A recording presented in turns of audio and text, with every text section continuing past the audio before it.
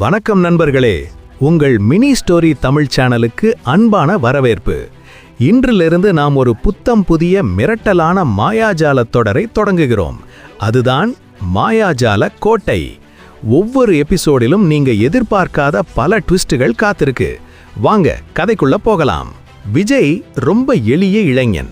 யாரும் இல்லாத ஒரு பழைய பாழடைந்த வீட்டை சுத்தம் செஞ்சிட்டு இருக்கிறான்.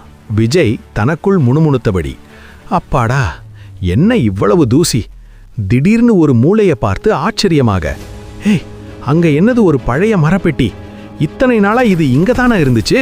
விஜய் பெட்டியை திறந்து வியப்புடன், உள்ளே ஒரு சின்ன கோட்டை பொம்மை, அப்புறம் இந்த பழைய புத்தகத்தின் முதல் பக்கத்தை புரட்டி குரலில் அதிர்ச்சியுடன், எனது ஏன் பேர் எழுதியிருக்கு?